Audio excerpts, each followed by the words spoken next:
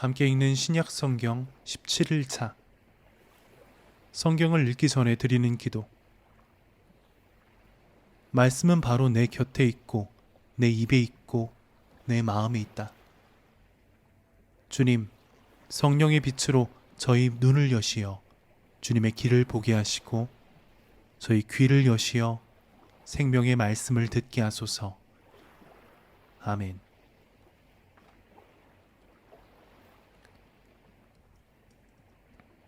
마르코복음 12장. 예수님께서 그들에게 비유를 들어 말씀하기 시작하셨다. 어떤 사람이 포도밭을 일구어 울타리를 둘러치고 포도확을 파고 탑을 세웠다. 그리고 소작인들에게 내주고 멀리 떠났다. 포도철이 되자 그는 소작인들에게 종 하나를 보내어 소작인들에게서 포도밭 소출의 얼마를 받아오라고 하였다. 그런데 소작인들은 그를 붙잡아 매질하고서는 빈손으로 돌려보냈다. 주인이 그에게 다시 다른 종을 보냈지만 그들은 그 종의 머리를 쳐서 상처를 입히고 모욕하였다. 그리고 주인이 또 다른 종을 보냈더니 그 종을 죽여버렸다. 그 뒤에 또 많은 종을 보냈지만 더러는 매질하고 더러는 죽여버렸다. 이제 주인에게는 오직 하나, 사랑하는 아들만 남았다. 그는 마지막으로 내 아들이야 존중해 주겠지 하며 그들에게 아들을 보냈다. 그러나 소작인들은 저자가 상속자다. 자, 저자를 죽여버리자. 그러면 이 상속재산이 우리 차지가 될 것이다. 하고 저희끼리 말하면서 그를 붙잡아 죽이고는 포도밭 밖으로 던져버렸다. 그러니 포도밭 주인은 어떻게 하겠느냐? 그는 돌아와 그 소작인들을 없애버리고 포도밭을 다른 이들에게 줄 것이다. 너희는 이 성경 말씀을 읽어본 적이 없느냐? 집 짓는 이들이 내버린 돌, 그 돌이 모퉁이의 머릿돌이 되었네. 이는 주님께서 이루신 일, 우리 눈에 놀랍기만 하네. 그들은 예수님께서 자기들을 두고 이 비유를 말씀하신 것을 알아차리고 그분을 붙잡으려고 하였으나 군중이 두려워 그분을 그대로 두고 떠나갔다. 그 뒤에 그들은 예수님께 말로 울무를 씌우려고 바리사이들과 헤로데 당원 몇 사람을 보냈다. 그들이 와서 예수님께 말하였다. 스승님, 저희는 스승님께서 진실하시고 아무도 꺼리지 않으시는 분이라는 것을 압니다. 과연 스승님은 사람을 그 신분에 따라 판단하지 않으시고 하느님의 길을 참되게 가르치십니다. 그런데 황제에게 세금을 내는 것이 합당합니까? 합당하지 않습니까? 바쳐야 합니까? 바치지 말아야 합니까? 예수님께서는 그들의 위선을 아시고 그들에게 말씀하셨다. 너희는 어찌하여 나를 시험하느냐? 데나리온 한 입을 가져다 보여다오. 그들이 그것을 가져오자 예수님께서 이 초상과 글자가 누구의 것이냐 하고 물으셨다. 그들이 황제의 것입니다 하고 대답하였다. 이에 예수님께서는 그들에게 이르셨다. 황제의 것은 황제에게 돌려주고 하느님의 것은 하느님께 돌려드려라. 그들은 예수님께 매우 감탄하였다. 부활이 없다고 주장하는 사두가이들이 예수님께 와서 물었다. 스승님, 모세는 어떤 사람의 형제가 자식 없이 아내만 두고 죽으면 그 사람이 죽은 이의 아내를 맞아들여 형제의 후사를 일으켜 주어야 한다고 저희를 위하여 기록해 놓았습니다. 그런데 7 형제가 있었습니다. 마지가 아내를 맞아들였는데 후사를 남기지 못하고 죽었습니다. 그래서 둘째가 그 여자를 맞아들였지만 후사를 두지 못한 채 죽었고 셋째도 그러하였습니다. 이렇게 일곱이 모두 후사를 남기지 못하였습니다. 맨 마지막으로 그 부인도 죽었습니다. 그러면 그들이 다시 살아나는 부활 때에 그 여자는 누구의 아내가 되겠습니까? 일곱이 다 그 여자를 아내로 맞아들였으니 말입니다. 예수님께서 그들에게 이르셨다. 너희가 성경도 모르고 하느님의 능력도 모르니까 그렇게 잘못 생각하는 것이 아니냐. 사람들이 죽은 이들 가운데에서 다시 살아날 때에는 장가드는 일도 시집가는 일도 없이 하늘에 있는 천사들과 같아진다. 그리고 죽은 이들이 되살아난다는 사실에 관해서는 모세의 책에 있는 떨기나무 대목에서 하느님께서 모세에게 어떻게 말씀하셨는지 읽어보지 않았느냐. 나는 아브라함의 하느님, 이사학의 하느님, 야곱의 하느님이다 하고 말씀하셨다. 그분께서는 죽은 이들의 하느님이 아니라 산 이들의 하느님이시다. 너희는 크게 잘못하는 것이다. 율법학자 한 사람이 이렇게 그들이 토론하는 것을 듣고 있다가 예수님께서 대답을 잘 하시는 것을 보고 그분께 다가와 모든 계명 가운데에서 첫째 가는 계명은 무엇입니까? 하고 물었다. 예수님께서 대답하셨다. 첫째는 이것이다. 이스라엘아, 들어라. 주 우리 하느님은 한 분뿐이신 주님이시다.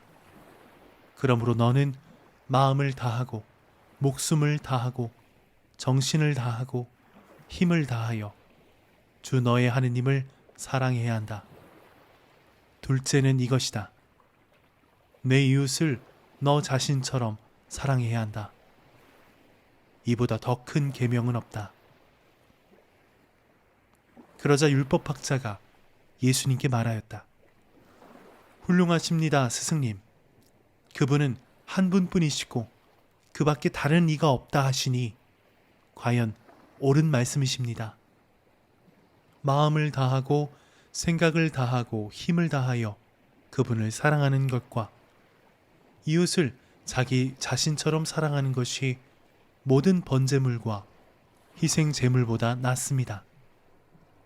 예수님께서는 그가 슬기롭게 대답하는 것을 보시고 그에게 너는 하느님의 나라에서 멀리 있지 않다 하고 이르셨다. 그 뒤에는 어느 누구도 감히 그분께 묻지 못하였다. 예수님께서는 성전에서 가르치시며 말씀하셨다. 어찌하여 율법학자들은 메시아가 다윗의 자손이라고 말하느냐? 다윗 자신이 성령의 도움으로 말하였다. 주님께서 내 주님께 말씀하셨다. 내 오른편에 앉아라. 내가 너의 원수들을 내 발판 아래 잡아 놓을 때까지. 이렇듯 다윗 스스로 메시아를 주님이라고 말하는데 어떻게 메시아가 다윗의 자손이 되느냐? 많은 군중이 예수님의 말씀을 기쁘게 들었다. 예수님께서는 가르치시면서 이렇게 이르셨다. 율법학자들을 조심하여라. 그들은 긴 겉옷을 입고 나다니며 장터에서 인사받기를 즐기고 회당에서는 높은 자리를, 잔치 때에는 윗자리를 즐긴다. 그들은 과부들의 가산을 등쳐먹으면서 남에게 보이려고 기도는 길게 한다. 이러한 자들은 더 엄중히 단죄를 받을 것이다. 예수님께서 헌금함 맞은 쪽에 앉으시어 사람들이 헌금함에 돈을 넣는 모습을 보고 계셨다. 많은 부자들이 큰 돈을 넣었다. 그런데 가난한 과부 한 사람이 와서 렙톤 2잎을 넣었다. 그것은 쿼드란스 한 잎인 셈이다. 예수님께서 제자들을 가까이 불러 이르셨다. 내가 진실로 너희에게 말한다. 저 가난한 과부가 헌금함에 돈을 넣은 다른 모든 사람보다 더 많이 넣었다. 저들은 모두 풍족한 데에서 얼마씩 넣었지만 저 과부는 궁핍한 가운데에서 가진 것을, 곧 생활비를 모두 다 넣었기 때문이다. 13장. 예수님께서 성전에 나가실 때에 제자들 가운데 한 사람이 말하였다. 스승님 보십시오. 얼마나 대단한 돌들이고 얼마나 장엄한 건물들입니까? 그러자 예수님께서 그에게 이르셨다. 너는 이 웅장한 건물들을 보고 있느냐? 여기 돌 하나도 다른 돌 위에 남아있지 않고 다 허물어지고 말 것이다. 예수님께서 성전 맞은쪽 올리브산에 앉아 계실 때 베드로와 야고보와 요한과 안드레아가 따로 예수님께 물었다. 저희에게 일러주십시오. 그런 일이 언제 일어나겠습니까? 또 그 모든 일이 이루어지려고 할 때에 어떤 표징이 나타나겠습니까? 예수님께서 그들에게 말씀하기 시작하셨다. 너희는 누구에게도 속는 일이 없도록 조심하여라. 많은 사람들이 내 이름으로 와서 내가 그리스도다 하면서 많은 이를 속일 것이다. 그리고 너희는 여기저기에서 전쟁이 났다는 소식과 전쟁이 일어난다는 소문을 듣더라도 불안해하지 마라. 그러한 일이 반드시 벌어지겠지만 그것이 아직 끝은 아니다. 민족과 민족이 맞서 일어나고 나라와 나라가 맞서 일어나며 곳곳에 지진이 발생하고 기근이 들 것이다. 그러나 그것은 진통의 시작일 따름이다. 너희는 스스로 조심하여라. 사람들이 너희를 의회에 넘기고 회당에서는 너희가 매를 맞을 것이다. 또 너희는 나 때문에 총독들과 임금들 앞에 서서 증언할 것이다. 먼저 복음이 모든 민족들에게 선포되어야 한다. 사람들이 너희를 끌어다가 법정에 넘길 때 무슨 말을 할까 미리 걱정하지 마라. 그저 그때에 너희에게 일러주시는 대로 말하여라. 사실 말하는 이는 너희가 아니라 성령이시다. 형제가 형제를 넘겨 죽게 하고 아버지가 자식을 그렇게 하며 자식들이 부모를 거슬러 일어나 죽게 할 것이다. 그리고 너희는 내 이름 때문에 모든 사람에게 미움을 받을 것이다. 그러나 끝까지 견디어내는 이는 구원을 받을 것이다. 있어서는 안 될 곳에 황폐를 부르는 혐오스러운 것이 서 있는 것을 보거든 읽는 이는 알아들어라. 그때에 유다에 있는 이들은 산으로 달아나라. 옥상에 있는 이는 내려가지도 말고 무엇을 꺼내러 집 안으로 들어가지도 마라. 들에 있는 이는 겉옷을 가지러 뒤로 돌아서지 마라. 불행하여라. 그 무렵에 임신한 여자들과 젖먹이가 딸린 여자들, 그 일이 겨울에 일어나지 않도록 기도하여라. 그 무렵에 환난이 닥칠 터인데 그러한 환난은 하느님께서 이룩하신 창조일에 지금까지 없었고 앞으로도 없을 것이다. 주님께서 그 날수를 줄여주지 않으셨으면 어떠한 사람도 살아남지 못할 것이다. 그러나 주님께서는 몸소 선택하신 이들을 위하여 그 날수를 줄여주셨다. 그때에 누가 너희에게 보아라, 그리스도께서 여기 계시다, 또는 보아라, 저기 계시다 하더라도 믿지 마라. 거짓 그리스도들과 거짓 예언자들이 나타나 할 수만 있으면 선택된 이들까지 속이려고 표징과 이적들을 일으킬 것이다. 그러니 너희는 조심하여라. 내가 이 모든 일을 너희에게 미리 말해둔다. 그 무렵 환난에 뒤이어 해는 어두워지고 달은 빛을 내지 않으며 별들은 하늘에서 떨어지고 하늘의 세력들은 흔들릴 것이다. 그때에 사람의 아들이 큰 권능과 영광을 떨치며 구름을 타고 오는 것을 사람들이 볼 것이다. 그때에 사람의 아들은 천사를 보내어 자기가 선택한 이들을 땅끝에서 땅끝까지 사방에서 모을 것이다. 너희는 무화과 나무를 보고 그 비유를 깨달아라. 어느덧 가지가 부드러워지고 잎이 돋으면 여름이 가까이 온 줄 알게 된다. 이와 같이 너희도 이러한 일들이 일어나는 것을 보거든 사람의 아들이 문 가까이 온 줄 알아라. 내가 진실로 너희에게 말한다. 이 세대가 지나기 전에 이 모든 일이 일어날 것이다. 하늘과 땅은 사라질지라도 내 말은 결코 사라지지 않을 것이다. 그러나 그 날과 그 시간은 아무도 모른다. 하늘의 천사들도 아들도 모르고 아버지만 아신다. 너희는 조심하고 깨어 지켜라. 그때가 언제 올지 너희가 모르기 때문이다. 그것은 먼 길을 떠나는 사람의 경우와 같다. 그는 집을 떠나면서 종들에게 권한을 주어 각자에게 할 일을 맡기고 문지기에게는 깨어 있으라고 분부한다. 그러니 깨어 있어라. 집주인이 언제 돌아올지, 저녁일지, 한밤중일지, 닭이 울 때일지, 새벽일지 너희가 모르기 때문이다. 주인이 갑자기 돌아와 너희가 잠자는 것을 보는 일이 없게 하여라.